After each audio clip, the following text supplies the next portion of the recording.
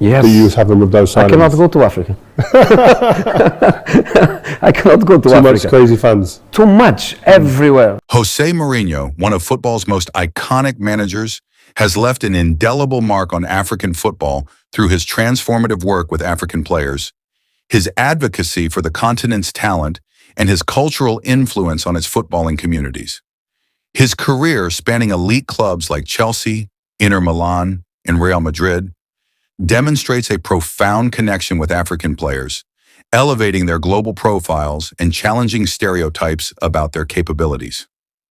Beyond the pitch, Mourinho's vocal support for systemic changes to strengthen African football and his deep personal bonds with players and fans have cemented his legacy as a pivotal figure in the continent's footballing narrative.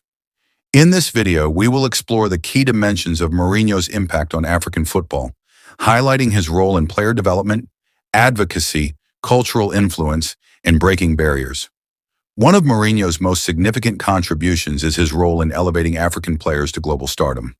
Throughout his career, he has coached a remarkable roster of African talent, transforming them into key figures in some of football's most successful teams. At Chelsea, Didier Drogba of Ivory Coast became a global icon under Mourinho's guidance, evolving from a raw talent into a world-class striker who won 3 Premier League titles, 4 FA Cups, and a Champions League. Drogba himself credits Mourinho's trust and mentorship, describing their relationship as akin to father and son. Similarly, Ghana's Micheal Essien, signed for a then-African record £24.4 million in 2005, became a versatile midfield powerhouse, earning the nickname the Bison and inspiring countless young Africans by proving they could excel in Europe's top leagues. At Inter Milan, Cameroon's Samuel Eto'o played a pivotal role in the 2010 Champions League triumph, showcasing his adaptability in a deeper role under Mourinho's tactical vision. Other players, such as Salomon Kalou of Ivory Coast, John Obi Mikel of Nigeria, Emmanuel Adebayor of Togo, and Suley Muntari of Ghana, also thrived under his management, contributing to trophy-laden spells at various clubs. By consistently placing African players at the heart of his teams, Mourinho not only elevated their careers, but also increased the visibility of African talent on the global stage, inspiring a new generation of players across the continent. Culturally, Mourinho's connection with African football communities has amplified his impact. His relationships with African players often transcend the professional, marked by deep personal bonds. These bonds have made Mourinho a beloved figure across Africa, where fans mob him during visits, reflecting his widespread popularity.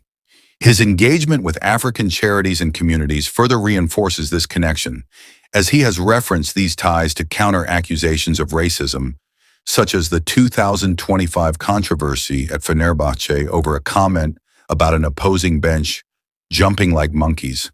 Mourinho defended himself by citing his connections with Africa, with African people, and African players and African charities, asserting that his history is the exact opposite of racism.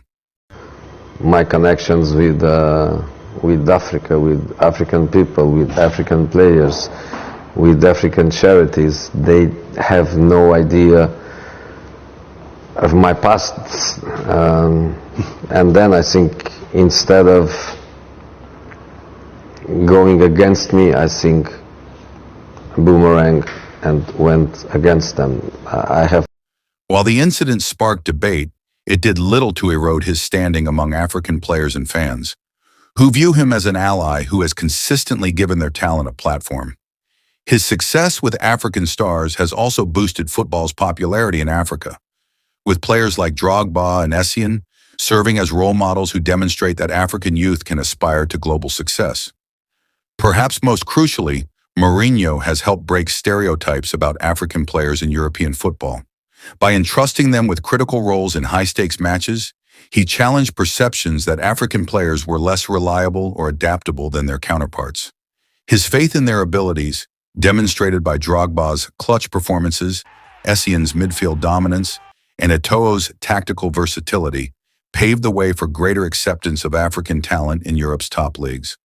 José Mourinho has repeatedly expressed deep affection for African players, praising their loyalty, purity, hard work, and fighting spirit, while highlighting the strong personal bonds he's formed with them throughout his career.